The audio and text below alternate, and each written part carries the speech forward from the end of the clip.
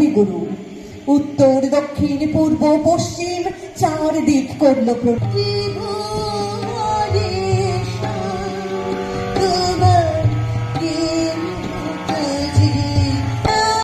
একটি সমৃদ্ধ বাঙালি পরিবারে জন্মগ্রহণকারী রবীন্দ্রনাথ ঠাকুর বাংলার সাহিত্য ও রাজনীতির ক্ষেত্রে তার অবদানের জন্য সর্বাধিক পরিচিত। তার কবিতা, ছোট গল্প, গান রবীন্দ্রসঙ্গীত হিসেবে উল্লেখ করা হয়। নাটক এবং উপন্যাস এখনও শিল্পের বিভিন্ন ক্ষেত্রে সম্মানিত ও বিশ্লেষণ করা হয়। তিনি প্রথম অ-ইউরোপীয় যিনি বিশ্ব সাহিত্য তার অবদানের জন্য নোবেল পুরস্কার পেয়েছিলেন 1913 সালে। রবীন্দ্রনাথ ঠাকুর ভারতের জাতীয় সঙ্গীত অর্থাৎ জনগণ মন অধিনায়ক লিখেছিলেন। তিনি বাংলাদেশের জাতীয় সঙ্গীতও লিখেছেন। তার অন্যান্য উল্লেখযোগ্য কাজের মধ্যে গীতাঞ্জলি, পোস্টমাস্টার, কাবুলিওয়ালা এছাড়াও অনেক কাজ রয়েছে। এই রবীন্দ্র জয়ন্তী দিনটিতে পশ্চিমবঙ্গের বিভিন্ন স্থানে বিভিন্নভাবে পালন করা হয়। তার রবীন্দ্রনাথের গান, গল্প, উপন্যাস, সাহিত্য চর্চা নিয়ে বিভিন্ন শ্রুতিনাটক এবং সুন্দরভাবে অনুষ্ঠানটি স্কুল, কলেজ এবং বিভিন্ন ক্লাবেও পালিত হয়।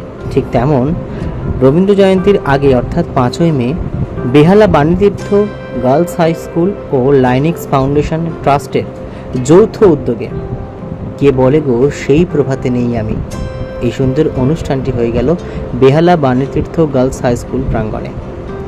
লাইনেক্স ফাউন্ডেশন ট্রাস্ট যেভাবে মানুষের সাথে কাজ করছে দীর্ঘ 4 বছর ধরে, তারা সাহিত্য শিল্প নিয়েও কাজের দিকে এগিয়ে চলেছে।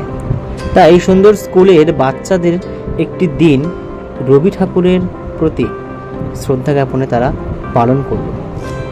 এদিন লাইনেক্স ফাউন্ডেশন ট্রাস্টের বহু সদস্য উপস্থিত ছিলেন এবং উপস্থিত ছিলেন বেহালা বাণীতীর্থ গার্লস হাই স্কুলের শিক্ষিকারা। সকলের উপস্থিতিতে নাচে, গানে, গল্পে অনুষ্ঠানটি জাঁকজমকভাবে পালিত হয়।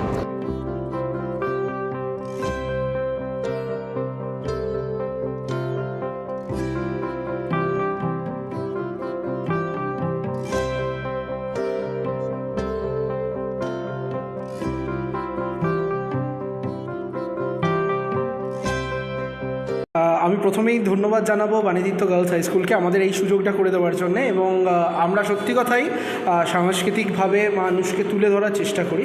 তো সেক্ষেত্রে বাণীতীর্থ গার্লস হাই স্কুল আমাদের পাশে এসে দাঁড়িয়েছেন এবং আমাদেরকে সুযোগ করে দিয়েছে এই সাংস্কৃতিক অনুষ্ঠানটাতে যোগাযোগ করার জন্যে।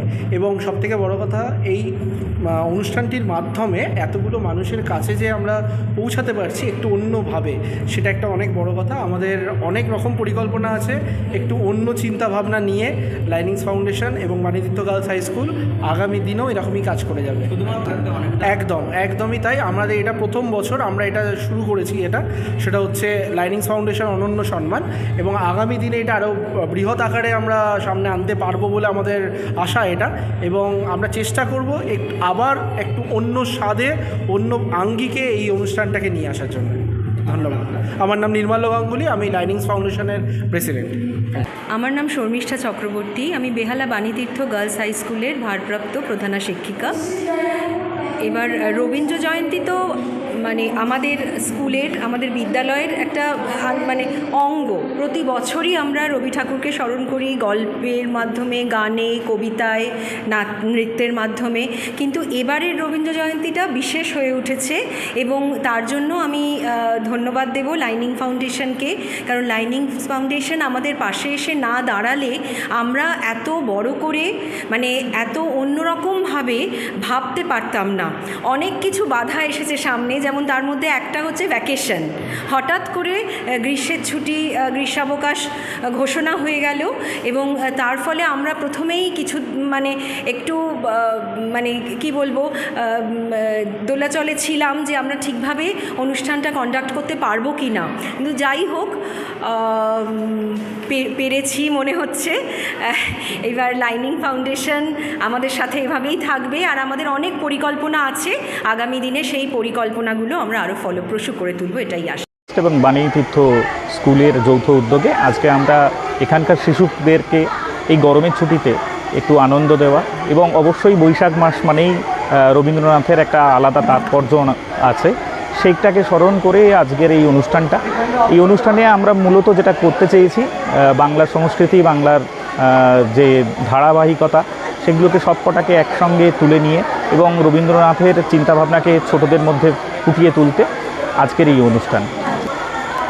আগের থেকে অবশ্যই এই ধরনের অনুষ্ঠান অনেকটাই হ্রাস পেয়েছে, কিন্তু সেই হ্রাসটা যাতে একদম মুছে না যায় তার জন্যই এই প্রয়াস। এরকম প্রয়াস আগামী দিনে আরও বিভিন্ন জায়গায় আমাদের থাকবে এবং শিশুদেরকে এরকম প্রতিভার মধ্যে তাদের প্রতিভাকে উন্মোচিত করার জন্যই আমাদের এই অনুষ্ঠান।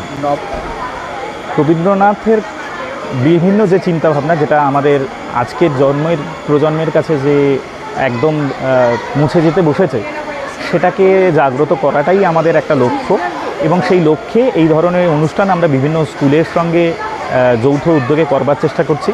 লাইনিং ফাউন্ডেশন ট্রাস্ট একটা স্বেচ্ছাসেবী সংস্থা, তাদের প্রয়াসই থাকবে যাতে সমাজের মধ্যে বিশেষভাবে কিছু পরিবর্তন আমরা ঘটাতে পারি। হ্যাঁ, মানে আসলে এরাই তো মানব সম্পদ এবং আমি তো মানে মনে করি এটাও এক ধরনের, সেই কৃষক যেমন ফসল ফলান মাঠে, আমরাও তো সেই মানে শিশু যারা মানব সম্পদ, তাদের মনগুলোকে নিয়ে আমরা আসলে একটা বিস্তীর্ণ চাষ করি, যেখান থেকে উৎকৃষ্ট মানের ফুল ফল তারা প্রস্ফুটিত হয়ে ওঠে।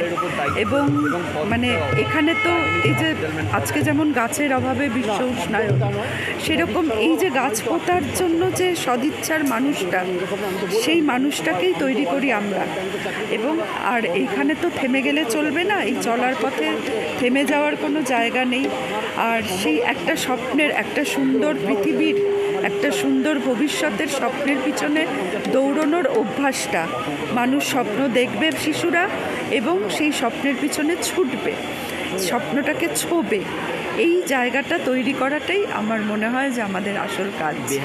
মানে আমি অত্যন্ত সাধুবাদ জানাবো যে এখানে দেখলাম যে তরুণ তুর্কিরাই এই লাইনিংস ফাউন্ডেশনের হাতটা ধরেছে এবং যেভাবে, যে উদ্যমে ওরা মানুষের পাশে দাঁড়ানোর কথা বলছে, এটা মানে আমি আপ্লুত এবং এই মানুষদেরই প্রয়োজন সমাজের আজকে।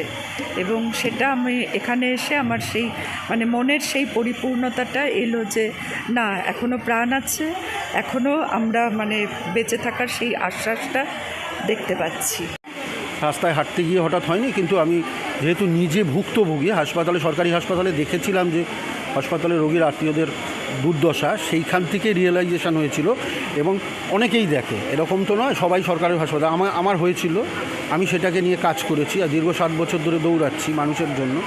এটা সম্পূর্ণটাই আমার নিজের ইচ্ছা, মানে আমার মনে হয়েছে। এবার এই ইচ্ছেটা সবার মনের মধ্যে আছে, কিন্তু কেউ সেটাকে নিয়ে এগোয়, কেউ সেটাকে নিয়ে এগোয় না। এটা অন্যায় নয়, সবাইকেই করতে হবে, সবাইকেই 5 লক্ষ মানুষের খাওয়াতে হবে তা নয়। আমি করছি, অন্য কেউ করছে না, এটাই হচ্ছে।